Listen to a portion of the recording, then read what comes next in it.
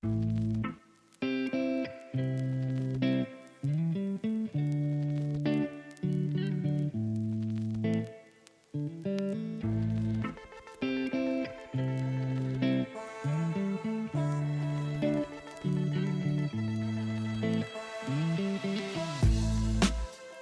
and welcome to Movie RX Recreational Use, where we set healing aside and watch just to feel good. I am your prescribing doctor, Dr. Benjamin, and joining me today is sort of a phenom of a podcaster, a regular host on several podcasts such as The Orbital Sword, Babylon Project podcast, the Honorverse Today podcast, and as it would be relevant to today's episode, one of the regular hosts on the Dune Saga podcasts as well, where they talk about the books, the movies, and pretty much all things Dune. But not only all of that. As a nod to Father's Day, he's also my dad. So today I have Jim. Welcome, Dad. Hey, how you doing? I'm doing great, and it's been really kind of hard waiting as long as I have to do this movie, because I love this movie. As you well know. Now we've got a lot of information to kind of unpack on this one, being that it's a 40-year-old movie this year. I know, it's hard to believe. December of this year, it's 40 years old. And so some of the basic info, I'm going to go ahead and just kind of toss that out there right now. This movie was released in 1984, directed, and the screenplay was written by David Lynch. He kind of did both of those. And normally I would also put who stars in the movie, but there's a shitload of people in this movie. So we've pretty much got a whole section devoted to that later on. So I'm not even going to go into who's in this movie, but one of the things that I noticed when looking through your talking points is that you've got, like a lot of the stuff in this was stuff that kind of coincided with what I was thinking, about this episode. Oh, neat. So I just kind of mashed them together and just made it so it's like going to be just kind of a back and forth sort of thing. So the first one I have is discovering Dune. So tell me about your experience coming into this movie. Okay, I had heard about Dune a long time ago. Okay, I mean way before the movie came out. People were walking all over the place carrying a copy of the book with them as I was growing up, but the book was like 5 inches thick, and that was a little bit for me to pick up on, and so I didn't bother trying to read it, and I thought maybe one day I will read it. So fast forward to several years later, when I was running the Fox Theater in Sidney, Nebraska. Mm-hmm. And the person I worked for at the time, who was actually, he was very good to me, but he did something that really, really disgusted me. And he went and he bought a video store and put it in the lobby of the movie theater. What? Yeah. Now that sounds bizarre. Okay, but at that particular time, which was like 40 years ago, there were a lot of theaters that were doing that because people weren't going to the movies to watch the movies in the theater. And so theater owners thought, we're just going to grab that revenue from the rentals also. Wow. Well, and I mean, it kind of detracts from the whole experience of going to a movie theater. Well, yeah. I mean, when you're going to a movie theater, it's supposed to be like, I mean, it doesn't really feel much like that anymore because so much of it is, you can watch in theater movies at home and things like that now and whatever. But it used to be, going further back in history, it was just more of a glamorous sort of thing almost for some people. Yeah, but what's a movie? What's a movie theater now? It's a damn pole shed where they put up a few screens and projectors. Right. and bolt Right. seats to the floor. I mean, the theaters when I was young were ornate. I mean, you might have 5 sets of curtains opening up before the show starts, Right. and They were pretty.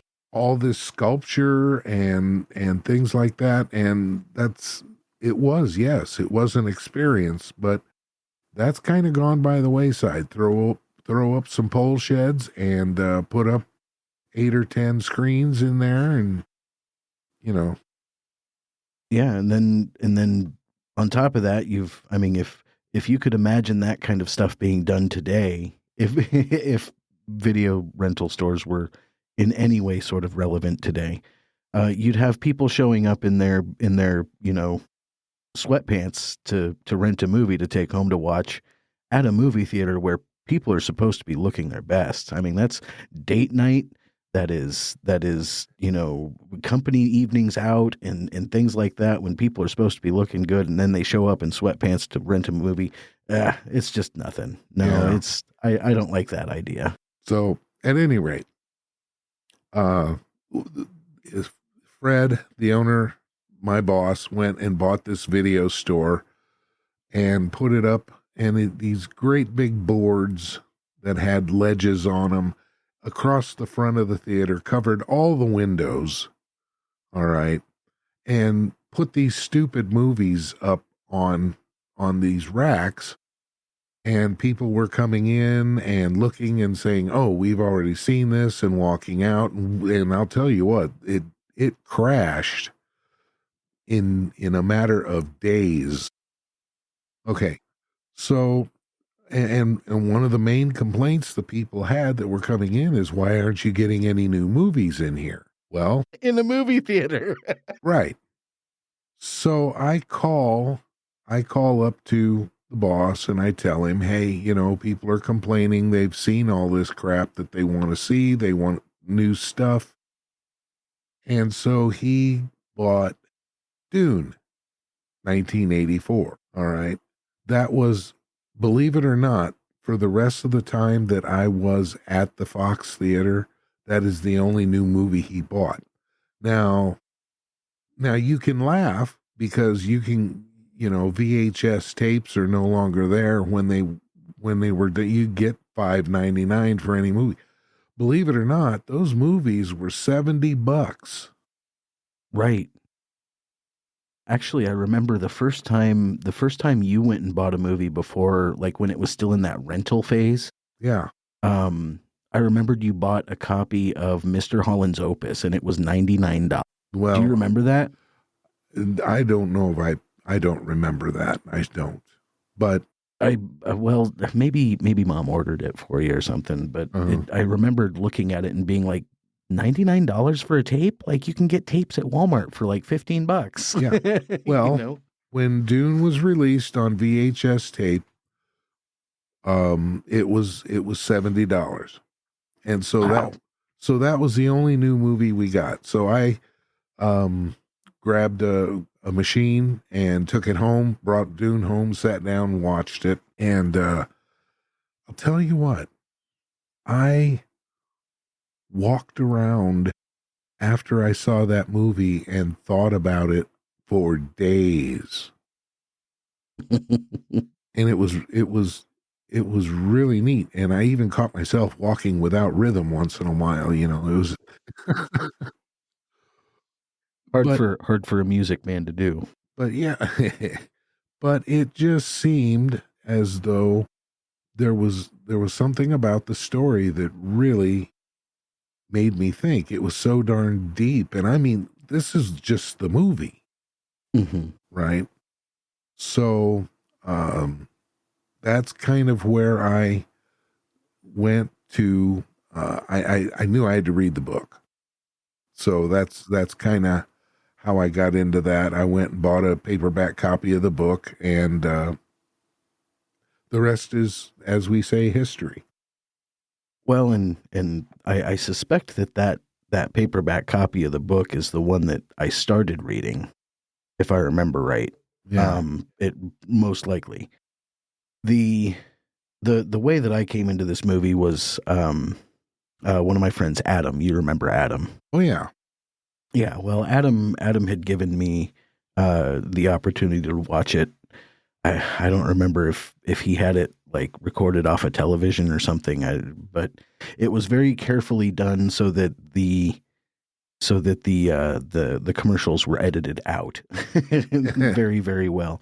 But I was just enamored with this story, this movie, the way that it made me think about all kinds of crazy things that I never would have. I don't think that my mind, as young as I was at the time, God, I think I was probably 12 or 13.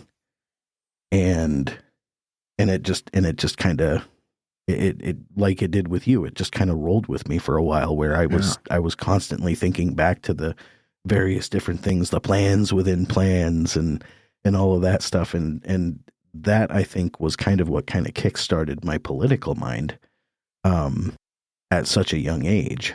And so, like you, watching the movie made me want to read the book. But what I remember about finding the book was that I had to go digging through so many damn boxes in the garage to find it. Huh. And when I finally did, the last third of the book had gotten wet with either water or oil or something, and it was all pasted together. And so I could only read the first 2/3 of the book. Oh.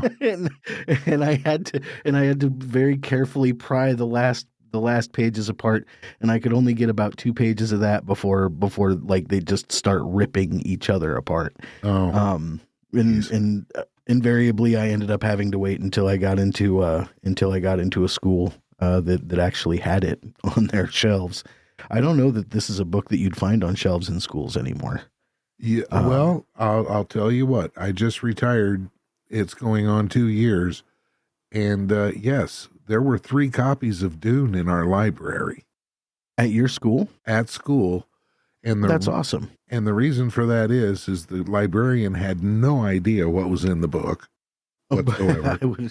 I would imagine. And of course, it was the movie, the first newest iteration of Dune was brand new.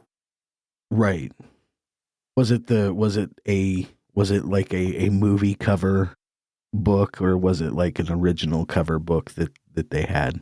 It was actually actually a copy, I think, of one of the earlier covers with the sandworm on the front. Nice. Yeah. That's cool. That's awesome. Yeah. So we had about 3 copies of it because a lot of kids wanted to read it. I don't know any of them that made it through. It can be kind of a hard read. If you're not into the cerebral part of the story, I think it would be kind of difficult to read as far as a book goes. It's going to be hard to read for a 6th grader that has an IQ of less than 150. Right. Right. Now we kind of talked about the movie, getting into the books a little bit. Now I think something that might be kind of important to talk about is the popularity of this movie. It's not popular. No. Even people who love Dune hate this movie. Yep. And I know several people like that. Lots of people like that. My producer and wife, Jen, she loves the new movies, and she loves to talk about Dune. But I went to go review this last night for this recording today, and she noped out and went and took a bath to read a different book. She just wanted nothing to do. No, I'm okay. I'll go do that. And I mean, I get it. I understand. It's a 40-year-old movie. But I mean, as far as 40 years ago, this was kind of a monumental thing. I mean, they were using cutting edge technology for the time, which when you look back on it now is kind of eh. I mean, they had some pretty big names and everything in this movie. Boy. Like, I mean, like you've got on here the whole list of the cast, pretty much, and as people that were just kind of huge, like a really big deal. Jürgen Prochnow, Max von Sydow, Patrick Stewart, Richard Jordan, which I didn't really remember much about Richard Jordan until I went, looking in the IMDb. Dean Stockwell, Sting. Come on now. Sting was in this movie. Mm-hmm. I mean, Shaddam the Fourth, what is it? Jose Ferrer. Yes. Stilgar, Everett McGill, Linda Hunt. I mean, if there isn't a more monumental short woman in movie history, it's Linda Hunt. Oh yeah. And then I also she was big stuff. Yeah. Around that time, and she was, if I recall correctly, there was a movie with Arnold Schwarzenegger who played a kindergarten teacher, kindergarten cop, and his principal was Linda Hunt. And she's half as tall as he is, and she'd look up and rip him out. That shit was awesome. I loved great. Kindergarten Cop. Yeah. And then I had to add one on there that I didn't have, that you didn't have on your list, and that's Brad Dourif. He played Piter. He was also Chucky, and oh gosh, yeah, he's been everywhere. He is what it. In order to kind of jab at my producer a little bit here, he's a Criminal Minds guy. Anybody who's anybody has been on Criminal Minds as a bad guy, including Mark Hamill, Brad Dourif. I mean, all those guys. Brad Dourif was probably the most memorable bad guy because he plays that crazy shit well. Yeah. and he did it in this one too, even as a Mentat. So yeah. I mean, heavy hitting cast with a lot of really crazy ideas. I'm assuming that people back at that time, I mean, you were around it, like you were in the industry when this stuff came out and happened and everything. Mm-hmm. So you would have more of an idea of how people received the list of people on this cast. Like, I mean, the fact that Sting was in a movie, like, that kind of stuff now is just like, it's like token stuff. It's like, oh, we're going to throw that in there just so that we can make a couple extra bucks. The Rock was one of those things back in the late 90s, early 2000s. Let's put him in this Mummy movie or whatever. Well, they didn't push any particular cast person with the exception of Kyle MacLachlan. Right. They didn't really say, "Ooh, Sting is in this." They didn't market it that way, which probably did a lot for the movie. I think in the long run. Although, I mean, honestly, a younger me, tell me that Sting is in a movie, and I'm going to be like, okay, cool. I'm going to watch it just because I think it'd be funnier than hell. So yeah, I mean, the cast in this movie was pretty formidable. The soundtrack, Toto. Well, let's not move off the cast yet. Well, you've got something about the cast. A few things. First of all, as you said, this is a great cast. I mean, you cannot argue with that list of people. But the cast affected how I enjoyed the movie. Okay, to this day, if I'm sitting and reading a Dune book, and they are still writing them, Brian Herbert and Kevin J. Anderson are still writing them. I just read one, the first of a new series. Jürgen Prochnow. Anytime they say Duke Leto, Jürgen Prochnow is who hits here. Okay, now that's not to say that Isaacs, who the new what's his Yeah. first name?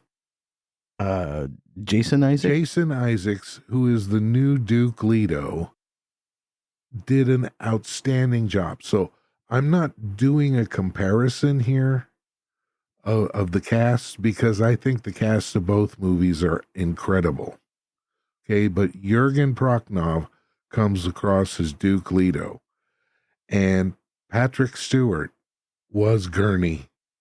When I read about Gurney, that's the picture I see. Richard Jordan, I think he really got big in Logan's Run. Yeah. But he was great. Well, I was thinking Jason. It's Oscar Isaac. Oscar Isaac. Okay, thanks.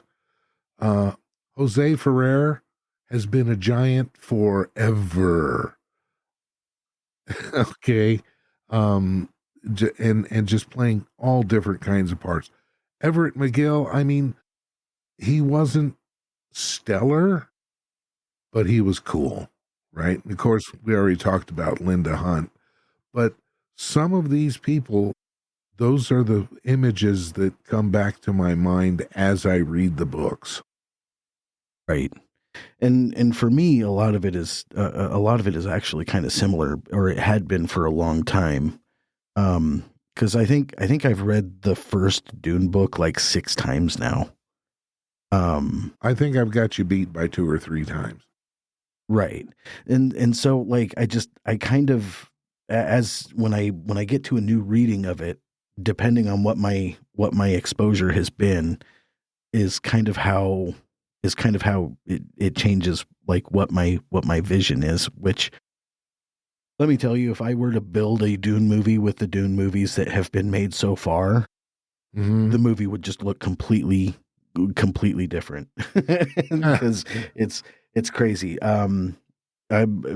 Oscar Isaac has unfortunately kind of replaced that place for me. Really? And yeah. But when I'm thinking about it in terms of being on Caladan, it's Jürgen Prochnow. Yes. So it's like, I get that. So I get these different characters with different people just kind of in my head as I'm reading. And I had this guy was not on my radar at all. I wasn't interested in Aquaman or any of that stuff. But let me tell you what kind of influence that Jason Momoa had as far as the Duncan character goes. Mm-hmm. The thing that was I think the most depressing for me in the first Dune movie in the 1984 Dune is that Duncan wasn't really a part of the movie. He was in there for 2 scenes. Yes. One of them was when he was getting carried away. You know, like it just they had missed some opportunities to really capitalize on that, you know, that friendship between Paul and Duncan. The most that they did was, you know, have a good smile at the end of a conversation and then part ways or whatever. It really seemed lacking in that way, but the camaraderie between them in the newest movie, I view Duncan when he's interacting as with Paul.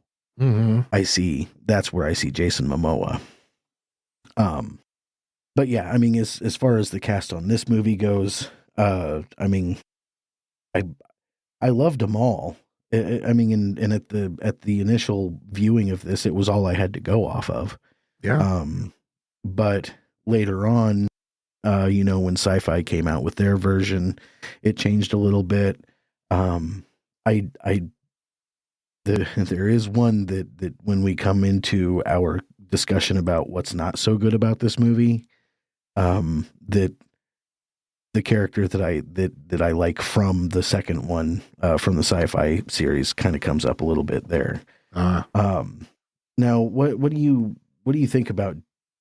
I've got on here the you wanted to talk a little bit about David Lynch's attempt, the way that you personally interpreted what David Lynch wanted to do with this movie.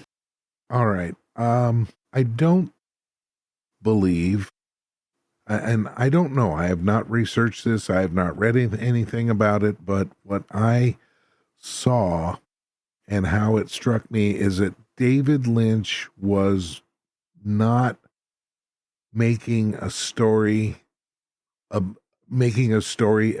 Dune. It wasn't Frank Herbert's.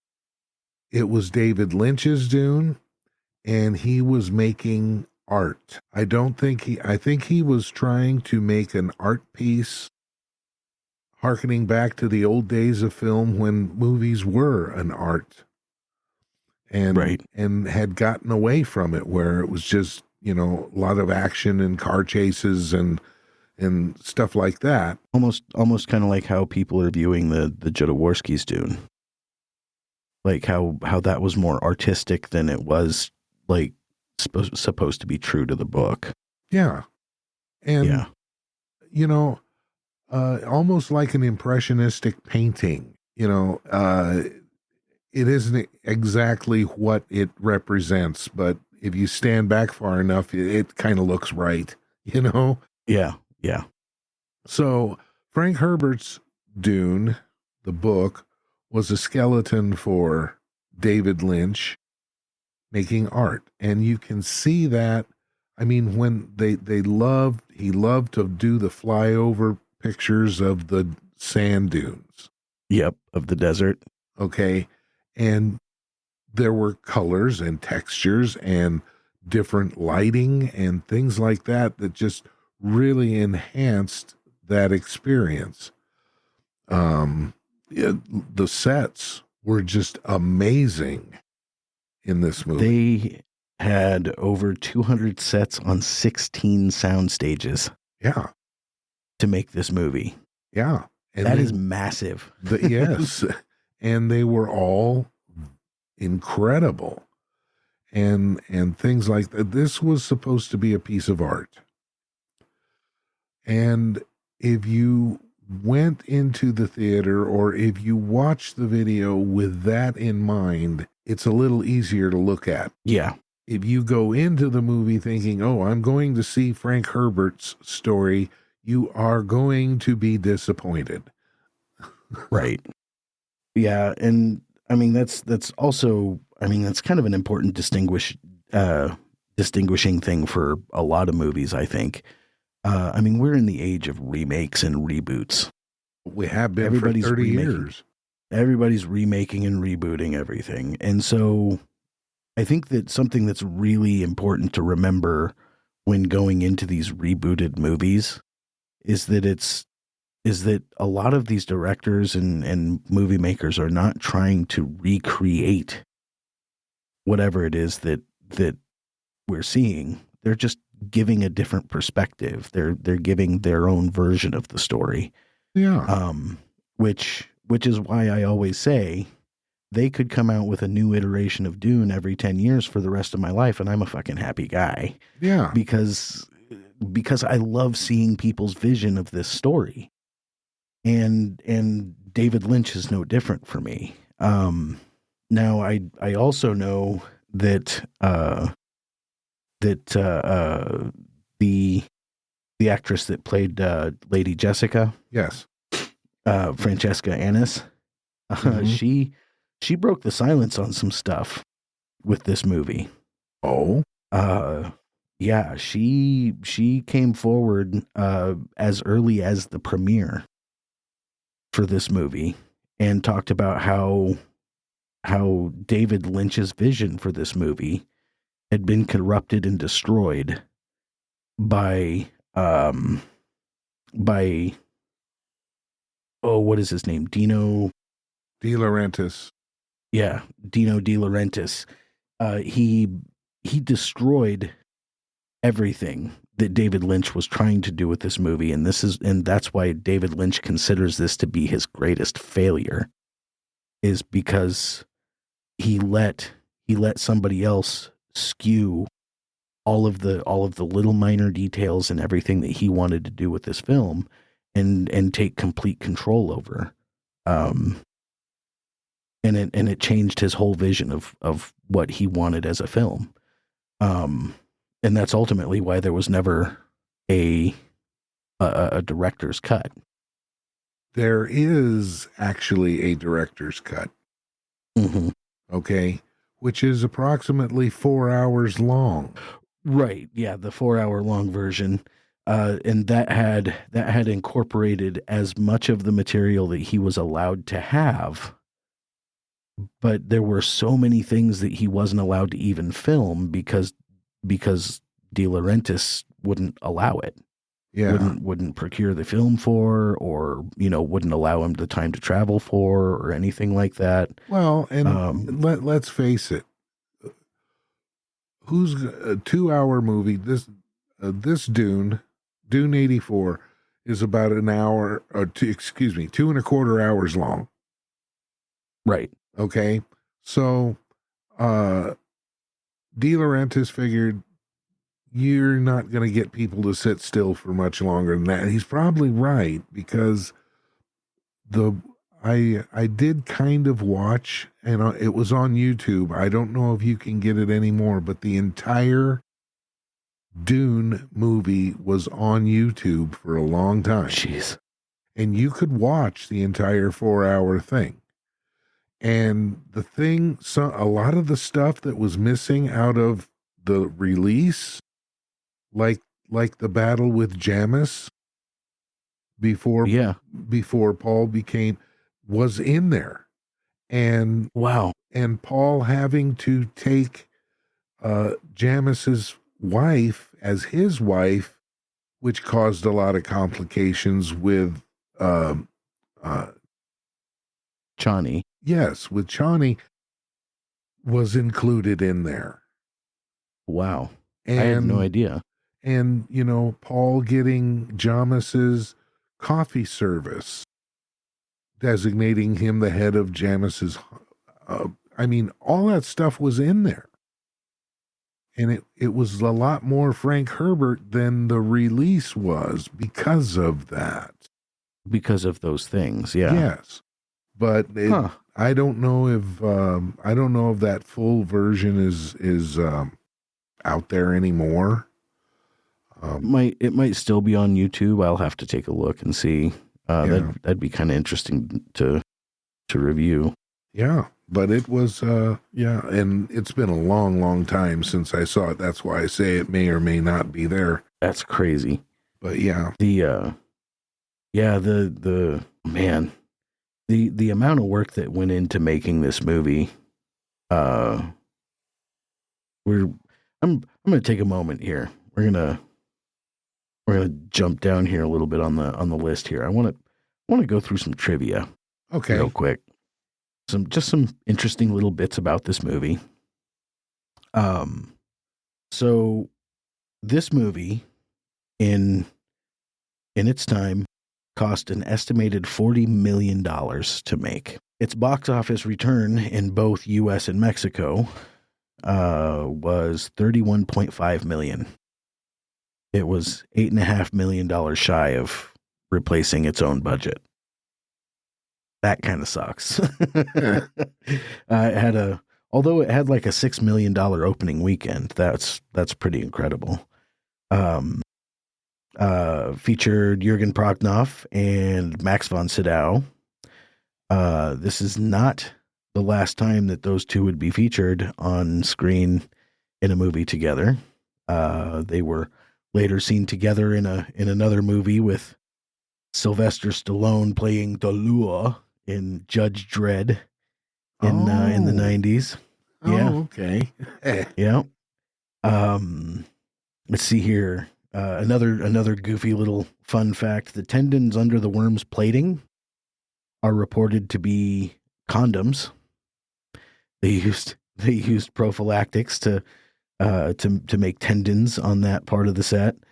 At some of the theatrical releases, at some of the theaters, information sheets explaining the world of Dune were passed out.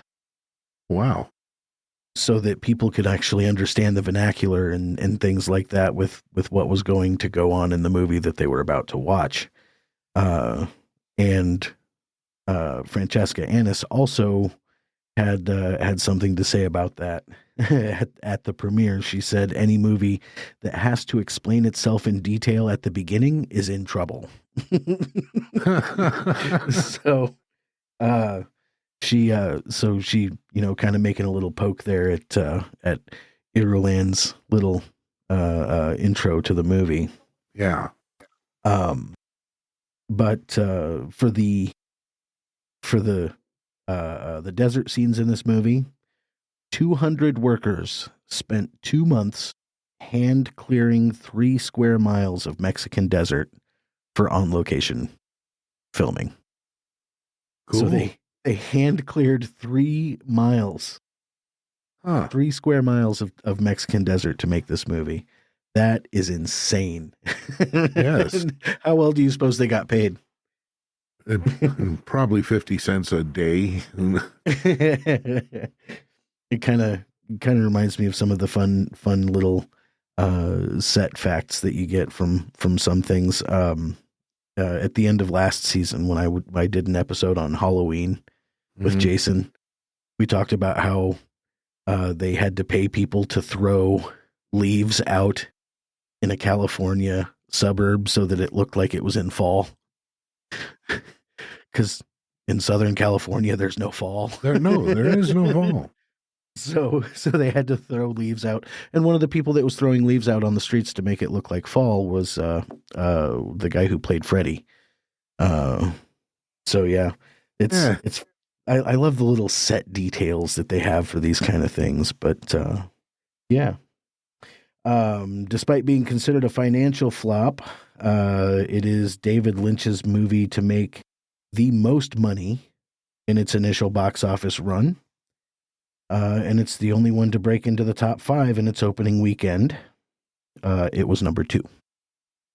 So, yeah, some fun facts about the movie. And then number 2, and then it went kind of downhill from there. Yeah. Modern Dune fans just don't really care for it. Which old Dune fans, most of them didn't care for it either. Didn't really care for it. Yeah. Yeah. No, I really enjoyed it. I love the way that it just kind of. I got some trivia for you. Yeah. Okay. The original Dune book was published in 1965 by the Chilton Company. The Chilton Company. If you've ever heard of the Chilton Manual, which is the thick books with the model of car and all the parts and every little part and every screw and bolt and nut in that car is in that book, and it shows you where to go. Right. Yeah. And that's all the Chilton Company did until they published Dune for Frank Herbert. Oh, wow. Yeah. I didn't know that. One thing I did know about his getting published is he worked at a newspaper before. Yeah. Several newspapers. He was a newspaper guy. Yeah, he was from San Francisco. And he often traveled to Mexico, and back and forth, and he liked to walk along the beach, and he got a lot of the ideas for the Dune, for the conservation parts of the book. He developed that while taking walks on the beach. Well, that's cool. Yeah. So tell me your thoughts on the soundtrack. Toto. It was electronic. Mm-hmm. And it was futuristic, and it fit. It worked. And it didn't get in the way of the action unrolling on the screen. It fit. I thought it was extremely well done, and it added a lot of appeal to the movie. I showed Jen that we're recording. Let's see. Yeah, as far as the music went, like the recurring theme throughout the whole movie, the da thing, I loved it when I was a kid. And now when I watch it, I'm just like, again, again, and again. Not that I appreciate it any less. It's just like it felt redundant being used for so much of the movie. Okay. I can see that. However, I don't know. It didn't affect me the same way because I was not worried about picking it apart at all. Right. And it was there. I think I'm so used to watching so many movies that have leitmotifs. You know, where individual characters have their own themes. You know, Right. Darth Vader with the Imperial March, Luke Skywalker with the Force theme, and Leia with her own theme. And I mean, that kind of stuff is just kind of the way that they do movies now. And they had one leitmotif in 1984's Dune, and that was Dune. the Dune theme. So it was just kind of, I think that maybe I think the reason why it didn't bother me so much back then was because I wasn't so bombarded with everybody having their own theme in everything that I watched. Yeah. And now it just feels like it's so redundant. But I mean, as even still, Yeah. redundancy or not, I still fucking love it. You know, like when as much as I love the music from the newest Dune movies, which is amazing, phenomenal music. When I make a joke, or a Dune reference in regular life, I still go da da da da. Yeah. You know, it's just unless it's with my wife, then it's da da da da, and then she gets it. But other than that, but yeah, I mean the visual aesthetics in this movie, I mean the special effects were simple but effective. I mean, they were huge at the time, but you know, like the shields, like it's a little bit of a Tron throwback sort of thing. But I mean, that's what they had. Yeah. And they used it and it worked. Well, and what I mean by aesthetic is the beauty of the film, the beauty of the sets, the elaborate carvings and things, the desert scenes, the way the worm came towards the crawlers, and you know, that looked pretty darn good. That was as far as that stuff goes, that was all perfect. That was perfection. Yeah. Now the worm itself looked like a tennis shoe. Okay, I can. Yeah, he was a little clunky, but it's kind of it's you know, to take something that's in somebody's mind and make it visual is not an easy thing to do. Well, and not just visual, but interactive. I mean, it had to be interactive for those actors. Yeah. So, like, I mean, that room that Paul was in with, you know, and the opening up for the hunter seeker to come out and everything like that, like, it was so well hidden and everything. It was completely believable that was the room that he was in and that it was a real piece of work. Yes. You know, and not just a set. When Jürgen Prochnow is walking around the castle just before he meets up with Mapes as she's been, you know, killed, same thing. Like you feel like you're in this castle. Yes. And that it's all very real. And the desert, of course, the desert was real. It felt real. And you're right. The worm moving through the sand. Mm-hmm. That's about what I would imagine flying over a desert with a giant sandworm moving under it would look like. Yeah. I mean, they've done visuals with it in other movies since then that probably make more sense. But at the time, like, I don't know why a worm would spark lightning coming from it as it's moving through sand. Maybe just some hellacious, static, Yeah. static buildup from moving through sand. Yeah. But they don't have dryer sheets in the future. They need some bounce, damn it. Yeah. But yeah, it was good stuff. I really liked the way that this movie looked. The costumes. Oh man, as good as the costumes get in the newest movies, this movie still shows me what a still suit is supposed to look like. Like, when I imagine a still suit, it is the 1984 Dune that I imagine, because it makes so much sense. Yeah. Now, the ornithopters in the newer movies, way cooler. Yes. Because it actually has an opter feel to it. Yeah. Like thopter, I'm not picturing a what is it, like a flying rhombus? Yeah. Sort of thing that they had going on. And in the sci-fi one, I mean, it was almost like a paper airplane or something. I don't know. It was weird. Yeah. But no, I don't know. I really loved it. I liked the way that it was presented, and the look of things. The costumes were great.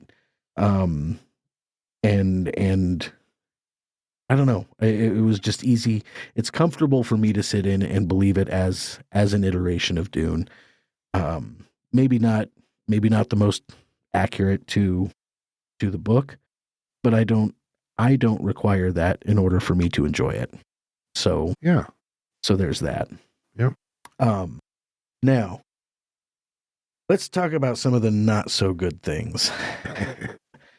And I'm going to take the lead on this one here. The very first one that you put in, I am 100% with you on the Baron. Yeah. In this movie, the Baron Harkonnen was not crazy. He wasn't a psychopath. He was a sociopath. Yes. So he was very calculated, very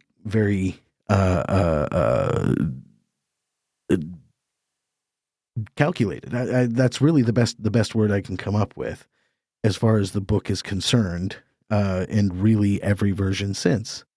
This guy was just this guy belonged on a rock stage. Yeah.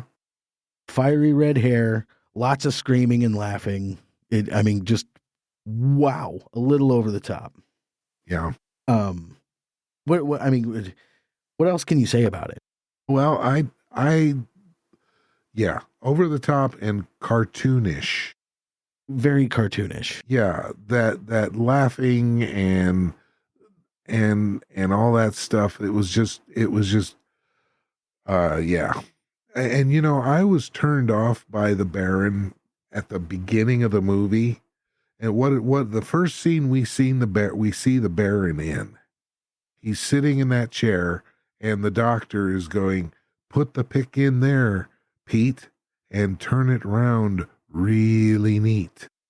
Right. And then he's, "Oh, Baron, your diseases are love to me," and he's got all this stuff on it. It's like, yeah. That was gross. Now I'm gonna guess and say that's where Jen was out. That was definitely a part where she wasn't really happy watching. Yes. Yeah. Yeah. See, the premise for the Dune, he was supposed to be evil because of what his family has gone through through history, but this disease thing and all this other stuff didn't exist in the book. Right. I mean, do you know? Shh, don't tell anybody.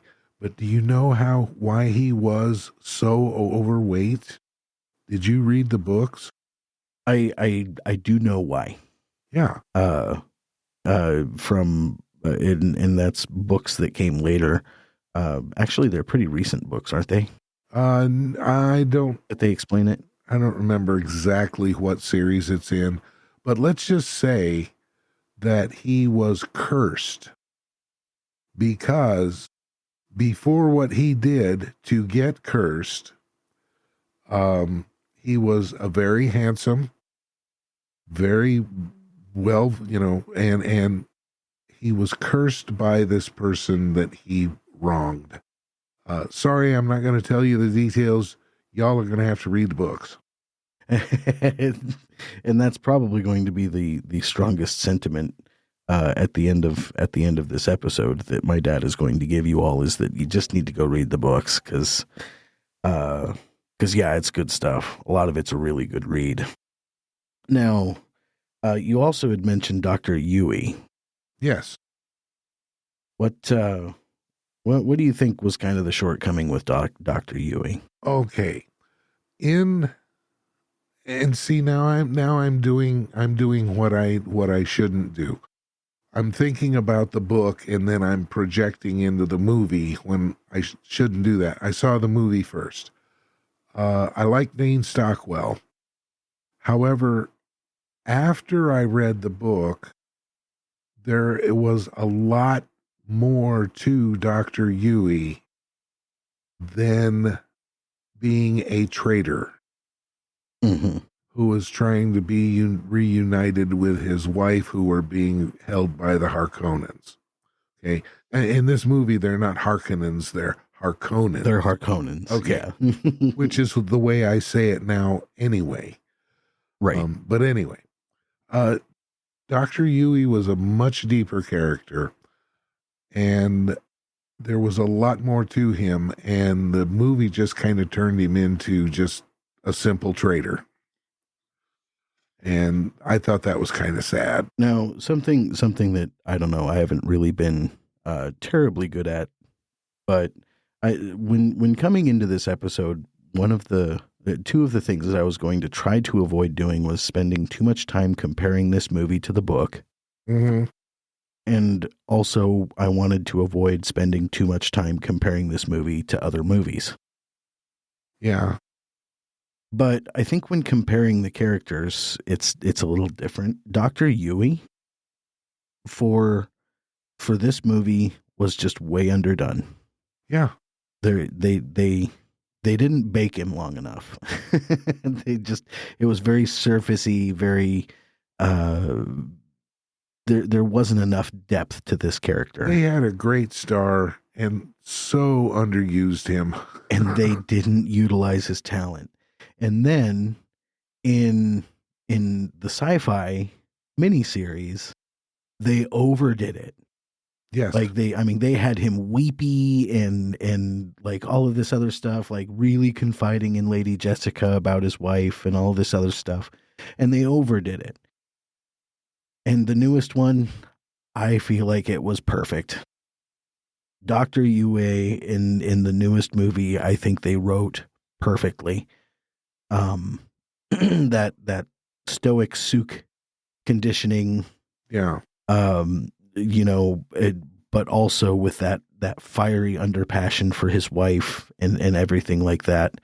I feel like they did a really great job balancing the too much, too little that the first two movies got. Yeah. But I know it's hard not to compare. but see, sometimes you just gotta. A lot of my impressions about certain things were formed after I had read the book. Right. So, yeah. Now, I kind of flip-flop on this one. How do you feel about the weirding modules? Yeah, they were weird. All right. I cannot imagine what those were about unless, to me, they're Deus ex machina. All Yeah. right. Now that was when I saw the movie and I hadn't read the book, I felt that way about him. I mean, it's like, yeah, you can use sound as a weapon. I mean, we're doing it now, Right. But to have this portable thing hanging around your neck, and then blow stuff up. Eecha. Yeah. And My name is a killing word. yeah, I felt like it was kind of a shortcut. Yeah. To make things easier, to advance the story maybe faster. Maybe. Also, each time I read the book, I always felt that the weirding was it always felt much more like a martial art to me. Yeah.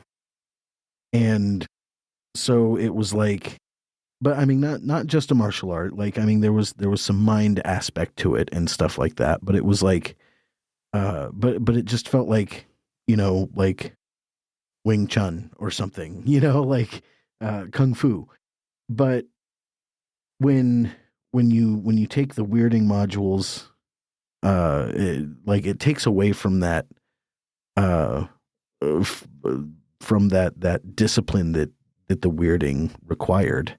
Yeah. That innate fighting ability, the thing that Paul was able to give to the Fremen, to make them even more effective than they already were, and all this other stuff. I think that a lot of it might have also had to do with the difference between acting now and acting then. Yeah. Back then, actors were actors. Now, actors are actors, and when they're playing a part that requires them to learn Kung Fu, they fucking learn Kung Fu. Like, that's just the way that it is. Yeah. So, you know how it works in Hollywood? You hire a coach. If you're playing an opera singer, you hire a coach, and in 45 minutes, you're an opera singer. Right. Right. It's if crazy. If you're doing a sword fight, you hire a sword coach, and in 45 minutes, you are an expert sword fighter. Or at least you look like it. You know what they haven't figured out? How to get people that are playing musical instruments to look realistic. To look like they're actually playing like their music instrument. Yeah. There is one time where it really does, where it fooled me. And that is in Star Trek Voyager, when Harry Kim plays the clarinet. I mean, it looks like he is playing the freaking clarinet. Now, you've gone and met Garrett Wang, right? I unfortunately have not. Okay. I thought maybe you had at a con or something. That I need to, maybe I'll go to Denver Con, because he's pretty regularly at Denver Pop Culture Con. If I can get out there again, I might ask him if he knows how to play any of that, because no, he doesn't. Like, he doesn't. He does not. That's crazy, because it looks like he is. It's so good. Yeah. And he had a coach, and his coach was good. I mean, made him look like he was playing. But this is not the Star Trek Voyager Harry Kim plays the clarinet podcast. This is the Movie RX podcast. We're talking about Dune. Right. That's okay. I'm all about getting off topic. Oh, okay. It doesn't bug me any. No, but I think that's probably a big part of it, is that at that time they weren't gonna teach somebody, Wing Chun. They weren't gonna teach somebody Kung Fu. They weren't gonna teach somebody Toshindo. They needed to have something. Okay. Right. Other than hand-to-hand combat. All right. Now, if you recall, if you fire a laser at a personal shield, the Hertzman effect. The Holtzman effect, yes, you get a nuclear explosion, nuclear level explosion. At both ends. Yeah. At the laser and at the shield. So you got to do something for those people to be able to shoot from the top of sandworms as they're coming through the shield wall. Right. But, and you know, the Sardaukar are wearing personal shields. Right. Okay. So you got to do something to make the war scene. Yeah. So Yeah, I guess that works. Now, like we've kind of been making some small comparisons to the book and everything in this movie, like in the long run. Um, what would be probably the biggest difference that you would say between the books and this one that's almost just wrong? I think what David Lynch tried to do in making in attempting to make art was also too wide of a focus, trying to get too much in the movie. You know, and in the book, we're talking about a 900-page book, okay, in three Yeah. different parts. And you bet, Frank Herbert explains Chome, he explains the Landsrat, he explains the spice, he explains all these things. You ain't gonna compress 900 pages of story into a 2-hour movie or even a 4-hour movie, you know? So, Well, I mean, look at what they did with Dune Part 1 and 2. Like, I mean, they still had to cut a bunch of stuff. and that's where also what I had in mind with comparing to the movies. The Villeneuve movies are focused on Paul's story. Right. And we're not worried about the navigators and what they look like and how they work. And we're not worried about Ix or Thylaxu. And we're not worried about how you get from one place to another. You just do. Okay. So, Because it's about Muad'Dib. yes. And that is why the new Dune movies are so much more successful than the sci-fi series, which I also enjoyed thoroughly, and the 84 movie. I think the focus was too wide. Yeah. Well, and I mean, any time you get into any sort of a any sort of like a when you're making any movie from a book, you're going to have to cut corners. I mean, sometimes they do a really good job. Like one that I really like to point out is Harry Potter. Harry Potter did a great job sticking pretty true to the books while making their movies, but only people who read the books get annoyed about the things that that weren't in the movies. Things like there was a poltergeist that was funnier in hell named Peeves in the books that didn't even make a cameo in the movies. Sometimes you have to change like complete like surface details of something really big in order to make something work. Like I Am Legend. Yeah. The original Roger Matheson or what was his first name? I don't remember. The Matheson novel. It started or it was more vampires than it was zombies.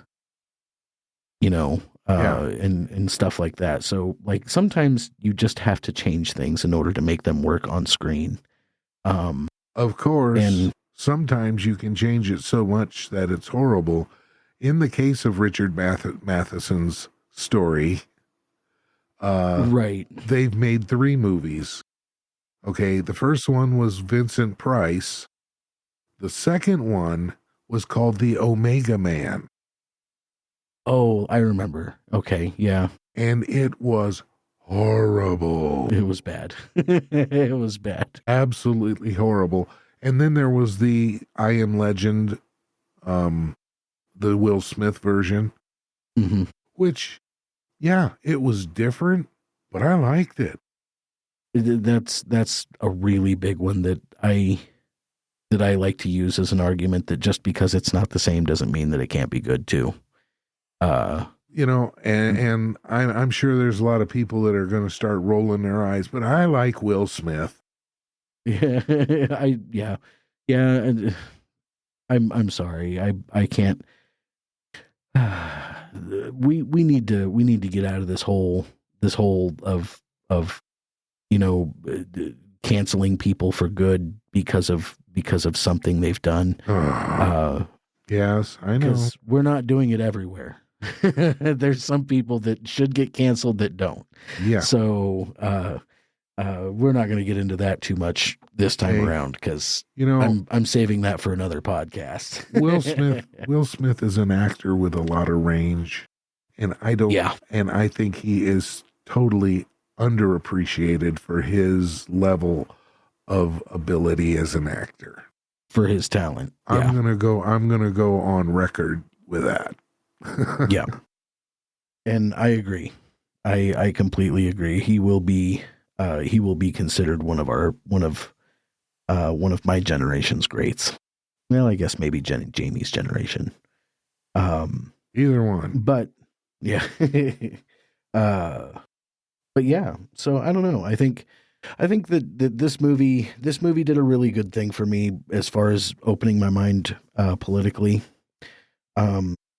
The one thing that Frank Herbert, I don't remember where I read it, but the one thing that I remember Frank Herbert said about this movie was that what missed the mark was that Paul was a man playing a god. Mm-hmm. Not that he was a god that could make it rain. And the reason I think that that's important is because the people in leadership a lot of the time are not who they represent themselves to be. Yeah. And sometimes it's important for us to keep an eye on those things and keep a lot of that stuff in mind while we're picking our leadership in various different ways. Yeah. And yeah, so that's because of that. That's been a pretty big influence on the way that I do things politically, and also in small groups when picking leadership for various different things as well. So yeah. Well, this movie, first and foremost, and I liked it. There were times when I didn't like it, and there were, and then you think about things. But the one thing that this movie did for me, above all, is it made me want to go and read the book. Right. Which led to some really cool things. Oh, yeah. Well, and some really good storytelling. Yeah. Like, wow. The story, the world that is Dune. I mean, we can even nitpick at some of the books too, because God Emperor of Dune is Dear God Emperor of Dune. Okay. That's a hard book to read. Time out. Okay, yes, it is a hard book to read. It reads like a sociology textbook. It is so hard. Now, you mentioned earlier I was on the Dune Saga podcast, and we did an interview with Brian Herbert. Yeah. And we brought this very thing up. The book you just mentioned, God Emperor of Dune. Frank Herbert was writing that book, and at the same time his wife was dying. Jeez. Yeah. Oh man. Yeah. So that kind of changes perspective on it a little bit. Yeah. So that's kind of what came about. And the book is horribly hard to read. if you like Duncan, he's in there a lot. Right. But not for long. Nope. As he never is. I mean, they have a spoiler alert, they cloned Duncan lots of times.